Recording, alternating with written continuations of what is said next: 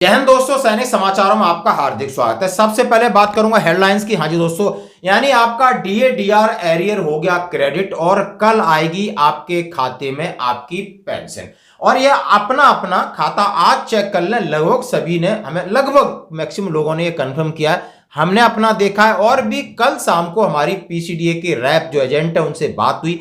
आखिर उनका बात करने का तरीका और उनके पास कितनी जानकारी, ये आप ऑडियो सुन सकते हैं दोस्तों। और मैं बात करूंगा कौन से दो टोल फ्री नंबर हैं, इनसे आपने हमेशा उनसे संपर्क करना है। और बात करूंगा 8वें वेतन आयोग के चेयरमैन की लगभग घोषणा। हाँ जी दोस्तों, कह रहे हैं कि जस्टिस अशोक कुमार माथुर ही होंगे चेयरमैन। यानी जैसा कि 7वें वेतन आयोग में यही थे, आखिर 7वें वेतन आयोग में इनका क्या एक्सपीरियंस रहा है, ये भी हम आपके साथ शेयर करेंगे। और दोस्तों, सेना में भगदड़, यानी अफसर और जवान सेना को छोड़कर भाग रहे हैं, उन्हें रोकने का प्रयास किया जा रहा है। और पीआईबी फैक्ट चेक में यह बताया जा रहा है क्या भारत लड़ाई के लिए तैयार नहीं है। ऐसी सूचनाओं का आदान प्रदान सोशल मीडिया पर हो रहा है, आखिर इनका क्या है।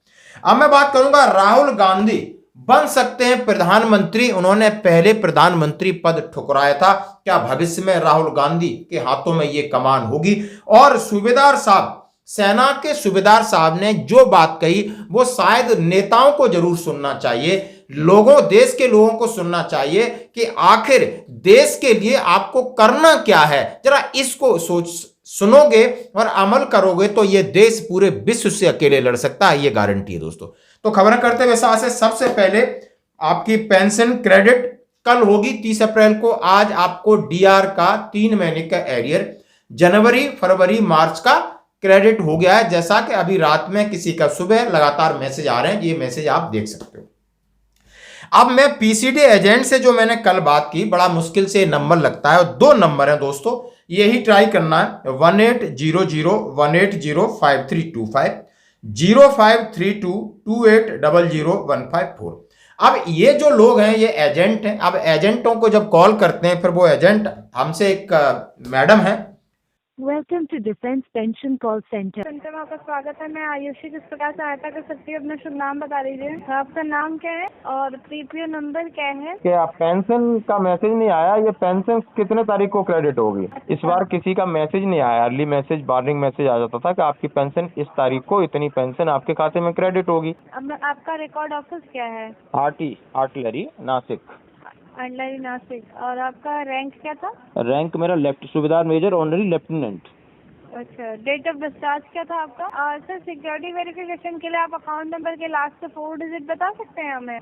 जी, आपके पेंशन की फाइल से जनरेटेड है जी। पेमेंट आप मंथ एंड तक का वेट कर लीजिए, ठीक है? 30 अप्रैल तक में जाएगी पेमेंट। अच्छा, 30 अप्रैल तक लिखा है ना। आप मुझे बता सकती हैं एरियर भी है और पेंशन भी है, कितना अमाउंट है?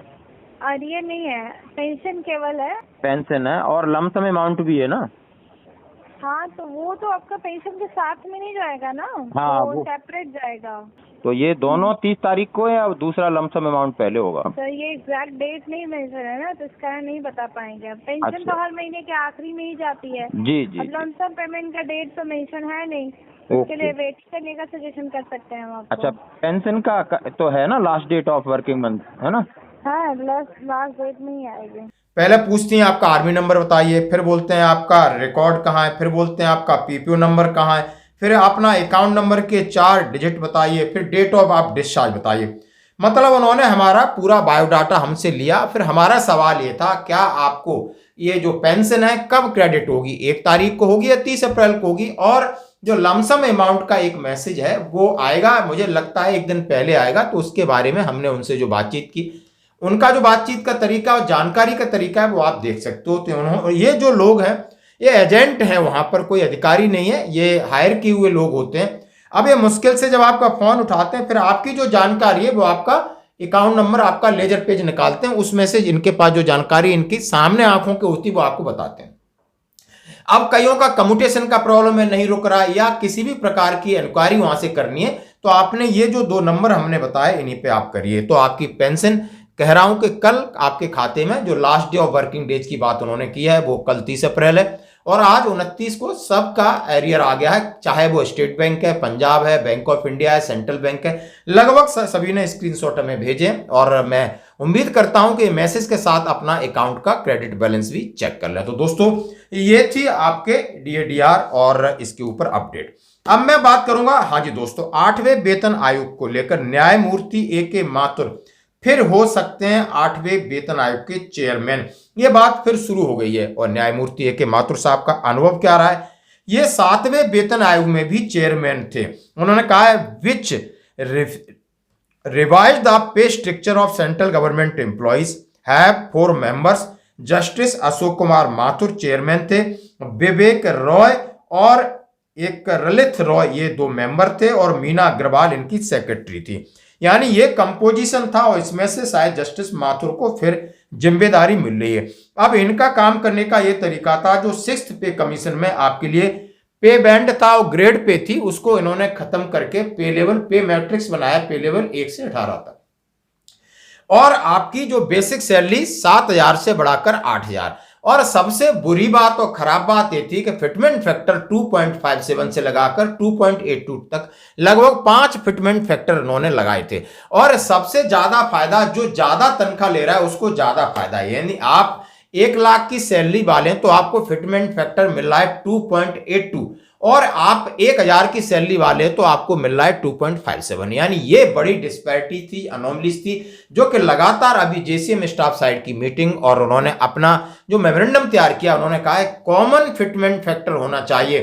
कॉमन यानी सबकी बढ़ोतरी बराबर, यानी फिटमेंट फैक्टर है तो वो कॉमन होना चाहिए, ये नहीं कि नीचे वालों के लिए कम और जो जैसे उनका ग्रेड ऊपर जा रहा है उस हिसाब से आपने 5-6 फिटमेंट फैक्टर लगा दिए। ये तो अब इनका क्या एक्सपीरियंस होता है, अभी कई तरह के लोग कमेंट्स कर रहे हैं कि इनसे तो ज्यादा उम्मीद करने की जरूरत ही नहीं, जैसा कि 2.57 फिटमेंट फैक्टर था लेकिन 125% DA था, लेकिन बढ़ोतरी तो लगभग 14% ही इन्होंने की थी। इसलिए आपने 7th पे कमीशन में जो सैलरी थी वो बिल्कुल आप उसकी पेंशन से आपको आरओपी से पता चल रहा है वो कितनी बड़ी है नहीं बड़ी है। आप ऑनरी लेफ्टिनेंट हैं, कैप्टन है, SM है, सूबेदार है, नायब सूबेदार पेंशन आए तो आपको आइडिया लग रहा होगा ये एक छल था, धोखा था, फरेब था हमारे साथ। यानी 7th पे कमीशन में बहुत बड़ा फरेब था। अभी इनका नाम फिर आ रहा है, अब देखते हैं ऊंट किस करवट बैठता है, आगे की बात है। अब मैं बात कर रहा हूं, सूचना बड़ी लीक हो रही है। हाँ जी दोस्तों, आप देखिए एक से एक चीजें हो रही हैं। Pro Pakistan account circulating fake document about army, उन्होंने कहा प्रिपेयरनेस, उन्होंने कहा Indian army assessment of war readiness leaked IDS headquarter apprehensive, उन्होंने कहा escalation and believes of military is not ready for war.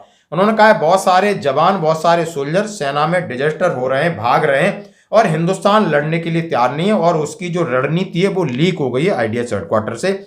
ये है इसकी बकवासबाजी, ये इसकी बकवासबाजी। सच्चाई क्या है कि सेना मुख्यालय रावलपिंडी से एक मेल निकलता है और उसमें लिखा है कर्तव्य और अनुशासन को सुदृढ़ करना, 26 अप्रैल का है। प्रेषक है मेजर जनरल फैसल महमूद मलिक।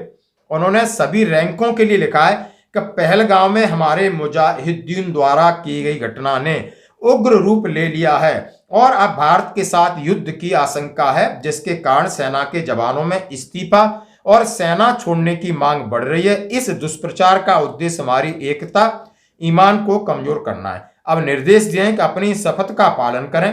पाकिस्तान के मुजाहिदीन के रूप में राष्ट्र की रक्षा के लिए आपकी प्रतिबद्धता पवित्र है। डर को त्यागें और दृढ़ रहें, मनोबल बनाए रखें। हमारी सेना युद्ध के लिए तैयार रहती है, जैसा कि ऑपरेशन उनका स्विफ्ट रिटॉर्ट में प्रदर्शित किया गया है। उच्च मनोबल को सुदृढ़ करने के लिए कमांडिंग अफसर दरबार आयोजित करेंगे।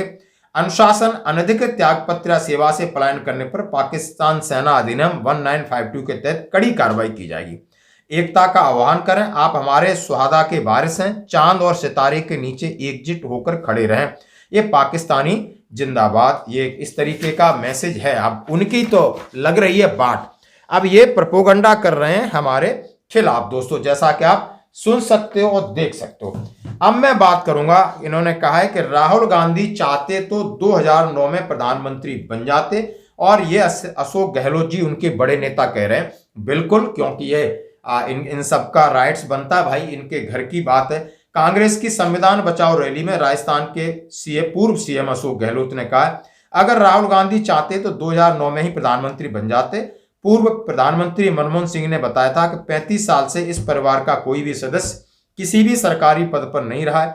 उन्होंने राहुल गांधी से प्रधानमंत्री बनने को कहा था, लेकिन राहुल ने मना कर दिया। इसके बाद वो प्रधानमंत्री बने। उन्होंने राहुल को मंत्री पद का ऑफर दिया, लेकिन उन्होंने मना किया। यानी ये त्याग है, ये सीखने की उनकी इच्छा थी। उन्होंने शायद अपने आप को उस कैपेबल नहीं समझा होगा। तो ये बहुत अच्छी बात है। हम उम्मीद करते हैं कि भविष्य में ये भारत की बागडोर उनके हाथों में हो, जैसा कि उनका ये प्रोफेशन है, ये खेल है जो कि उनके वंश में शुरू से चलता है। अब मैं बात करूंगा एक बड़ी खबर, यानी सूबेदार साहब की बात। यानी सभी नेताओं को, सभी लोगों को ये सुननी चाहिए। आज वक्त आ गया है। क्यों आज ये वीडियो आज आपके सामने इसलिए रखा है कि अब इस देश को आपकी जरूरत है। ये देश सिर्फ सेना के भरोसे ना रहे। सेना अपना काम करेगी, सेना बॉर्डर पर लड़ेगी, सेना अंत तक लड़ेगी, सेना अंतिम सांस तक लड़ेगी, सेना अपना सर्वस्व बलिदान करेगा, चाहे वो जेसीओ है, चाहे जवान है, चाहे वो अधिकारी है। अब आपकी जिम्मेदारी बनती है, जरा इनका मैसेज सुनिए। ये सूबेदार साहब हैं जिनका एक भाई स्पेशल फोर्सेस का कमांडो था, शहीद हो जाता है हवलदार, और वो कह रहे हैं कि हमारी सिखलाई, हमारे तन, हमारे मन में सबसे पहले हमारा परिवार देश है। यानी देश ही हमारा परिवार है, उसके बाद हमारी पर्सनल फैमिली है। और इसलिए मेरे उन्होंने कहा मेरा भाई देश के लिए बलिदान हो गया, हमारे लिए गर्व और गौरव की बात है। हाँ, दुख है, लेकिन दायित्व जो है वो है देश की, जो कि मैं बिल्कुल बॉर्डर में तैनात था, जो कि भाई अचानक डेथ हुआ, सर्वोच्च बलिदान दिया। सीओ बोला ठीक है साहब, आप पहले घर देख के आओ, उसके बाद फिर आ जाओ। पहले भाई को निपटा के आ जाओ, उसके बाद फिर जाऊंगा। मेरा सर्वोच्च हमेशा क्या है, मेरा देश है। सबसे पहले मेरा देश है, उसके बाद मेरा परिवार है। दुख इस देश के दुख से बड़ा नहीं है। दुख की बात कही और जिम्मेदारी की बात कही। एक सूबेदार साहब है, सिपाही से ये सूबेदार साहब बने होंगे। लगभग उनकी उम्र आप 50 साल के आसपास होगी। और अब मैं सैलरी की बात करूं तो इन्हें 50,000 इन्हें सैलरी टोटल मिल रही होगी। लेकिन इस सैलरी से और इन सब तमाम चीजों से इनका जो स्टेटमेंट है वो कई गुना बड़ा है। कई भारत के अंदर रहने वाले क्रिकेटर अरबपति उनसे बड़ा है, कई नेताओं से, तुच्छ नेताओं से बड़ा है। तुच्छ नेता फिर मैं कहूंगा उन नेताओं से बड़ा है जो हमेशा गंदी और लीपापोती वाली राजनीति कहते हैं। उन बिजनेसमैनों से बड़ा है जो सिर्फ अपने लोगों को 5,000 रुपए की सैलरी पर रखते हैं और 5 लाख रुपए रोज कमाते हैं, 5 करोड़ रुपए रोज कमाते हैं, शोषण कर रहे हैं। आप ये सूबेदार साहब को, हाँ आज वक्त आ गया है कि बिल्कुल लड़ाई की कगार पे तो हम खड़े हैं, लेकिन आपको भी सोचना होगा। सेना का ही कर्तव्य नहीं है, आप पीछे हैं, आज आप बुद्धिजीवी हैं, आप ब्यूरोक्रेट्स हैं, आप नौकरशाह हैं, आप क्रिकेटर हैं, आप नेता हैं, आप अभिनेता हैं, आप जो भी हैं, मजदूर हैं, किसान हैं, आपने सेना का सहयोग करना है। और आपने भी एक योद्धा की तरह वो त्याग करना है, जहां हमारा देश मजबूत हो, हमारी सेना मजबूत हो। आज की खबरों में इतना ही। बने रहिए हमारे साथ। धन्यवाद।